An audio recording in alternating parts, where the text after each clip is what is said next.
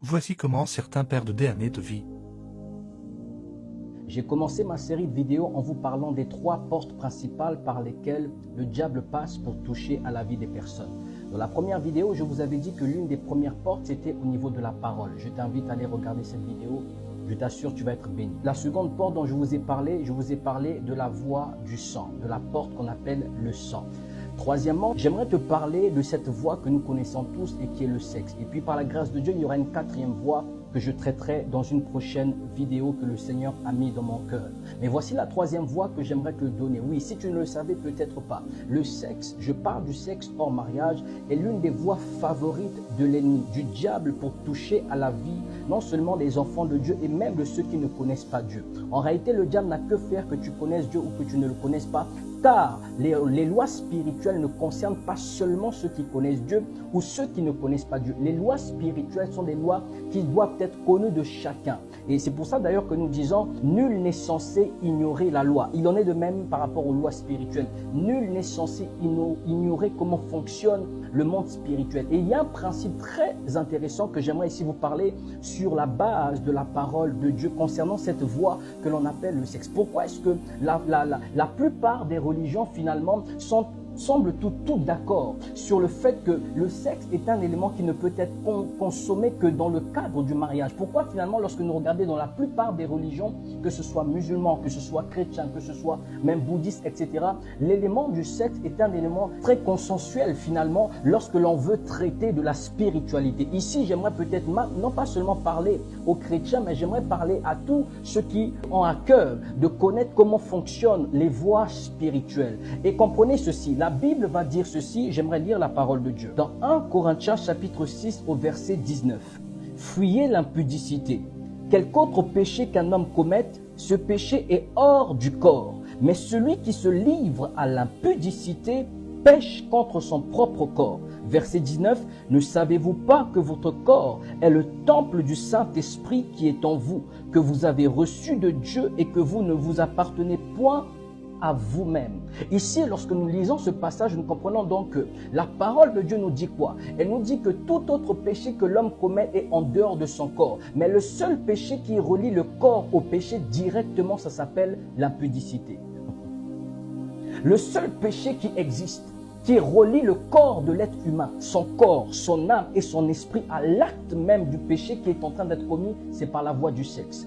Et j'aimerais te dire ceci, qu'il n'y a pas de hasard dans le fait que la foi chrétienne interdise à tout enfant de Dieu de se livrer à cela. Ici, je ne viens pas pour te condamner, je viens pour t'informer, je viens pour t'instruire. La Bible déclare que mon peuple périt par manque de connaissance. Il y a peut-être plein de prédications que tu as entendues au sujet de l'impudicité, au sujet du sexe, mais peut-être que par la voix de Dieu que tu es en train d'entendre et qui est en train de te faire comprendre à quel point le sexe non seulement est un élément à ne pas faire en dehors du mariage, mais les conséquences qu'il peut y avoir derrière. J'ai souvent tendance à dire ceci, Dieu n'a aucun problème à pardonner, croyez-moi, et celui qui vous parle n'est pas un homme saint pour autant. J'ai été moi-même livré à beaucoup de choses concernant la sexualité. Je pourrais ici rentrer dans tellement de choses que j'ai eu à faire avant que je ne me convertisse, mais par la voie de Dieu, par la grâce de Dieu, j'ai pu m'en sortir. Et je crois que si tu es dans cette situation, le Seigneur peut aussi t'aider à t'en sortir, mais tout dépend de toi, tout dépend, est-ce que tu veux réellement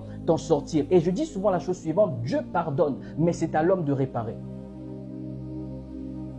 Dieu pardonne, mais c'est à l'homme de réparer. Ça veut donc dire qu'il y a des choses que tu peux faire. Dieu n'aura absolument aucun problème à nous pardonner et à te pardonner. Mais le problème, c'est que les conséquences liées à l'acte que tu as fait peuvent durer dans le temps. La nature ne vous enseigne-t-elle pas, comme nous dit la parole de Dieu? Aujourd'hui, tu peux poser un acte qui n'était pas prémédité. Mais la justice va te condamner par rapport à cet acte, même si ce n'était pas prémédité.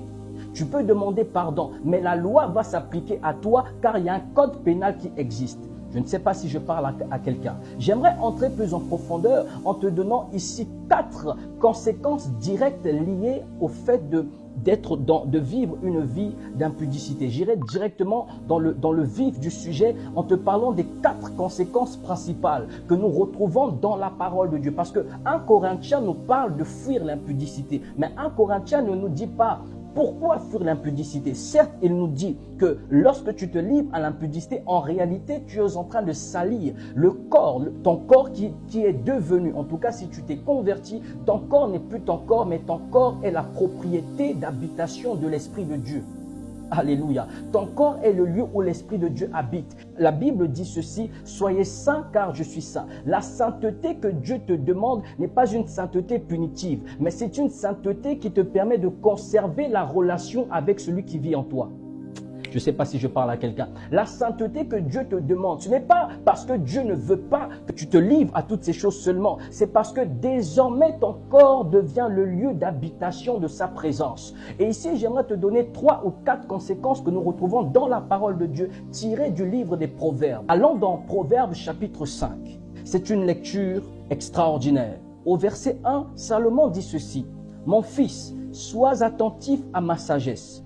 Prête l'oreille à mon intelligence, afin que tu conserves la réflexion et que tes lèvres gardent la connaissance. » Voici ce qu'il dit dans le verset 3. « Car les lèvres de l'étrangère distillent le miel, et son palais est plus doux que l'huile. Mais à la fin, elle est amère comme l'absinthe. Mais à la fin, elle est amère comme l'absinthe. À la fin, elle est amère comme l'absinthe.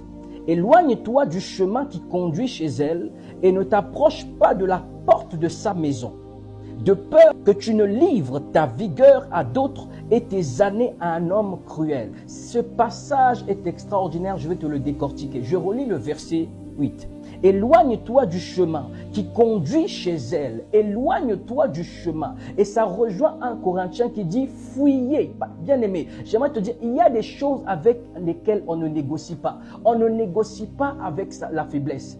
Bien aimé, tu peux te considérer fort. Tu peux te considérer comme ayant atteint un certain step, un certain stade. Mais bien aimé, le diable sait qu'à force d'être tenté, il y a des niveaux de tentation que tu ne peux pas résister si toi-même tu te soumets à elle. C'est pour ça que la Bible dit fuyez. Et ici, c'est Salomon qui, des siècles avant, dit la même chose. Il dit éloigne-toi du chemin qui conduit chez elle. Je pourrais dire même chez lui, parce que cela ne concerne pas seulement les hommes vis-à-vis les femmes vis-à-vis des hommes, mais aussi les hommes vis-à-vis des femmes. Et ne t'approche pas de la porte de sa maison, de peur que tu ne livres ta vigueur à d'autres et tes années à un homme cruel. Voici la première conséquence lorsque tu te livres à l'impudicité. L'impudicité est une porte directe vers la destinée d'une personne. Si j'ai envie de toucher à ton étoile, si j'ai envie de toucher à quelque chose qui t'appartient, bien aimé, il n'y a pas de voie plus royale que de te pousser à aller commettre l'impudicité avec une femme. Et tu vas comprendre pourquoi. La première conséquence que nous lisons dans ce passage, c'est que l'acte impudique, c'est le fait que lorsque tu te livres à ces choses, tu perds ton étoile. Tu perds ton étoile. Tu prends un risque de perdre ton étoile. C'est pour ça que nombreuses personnes, après avoir vécu une vie tellement désordonnée, et lorsqu'ils décident maintenant de se ranger, bien aimé, ils constatent que leur vie n'est plus comme avant. C'est-à-dire que tout ce qu'ils veulent faire, ça ne marche plus. Tout ce qu'ils veulent, ils avaient une grâce, ils avaient une certaine intelligence, ils avaient une certaine compréhension des choses, ils avaient une certaine facilité dans différentes choses. Mais ils ne comprennent pas que c'est le jour où ils vont vouloir maintenant marcher correctement avec le Seigneur qu'ils vont constater ce jour-là amèrement, qu'ils ont perdu quelque chose dans le parcours. Je prie au nom de Jésus-Christ que ce ne soit pas ton partage. Je prie que Dieu te fasse grâce d'éloigner tes pas de toute personne qui vient dans le but de voler quelque chose qui t'appartient. La deuxième conséquence, c'est que lorsque tu te livres à de telles choses, en réalité, tu fais profiter de tes bénédictions et de ton étoile à d'autres personnes. Non seulement tu perds ton étoile, ta grâce, mais aussi tu fais profiter de cette... En fait, cette étoile, en réalité, elle n'est pas perdue, elle a juste été volée. Elle a été volée, c'est-à-dire que le diable peut utiliser une personne comme un moyen de corruption, de vol vis-à-vis de tes grâces pour lui-même le récupérer. Voici ce que dit Salomon. Ce n'est pas moi qui le dis, c'est la parole de Dieu qui le dit. Salomon dit ceci. Ne t'approche pas de la porte de sa maison de peur, écoutez bien, de peur que tu ne livres ta vigueur à d'autres, que tu ne livres ta vigueur à qui? À d'autres.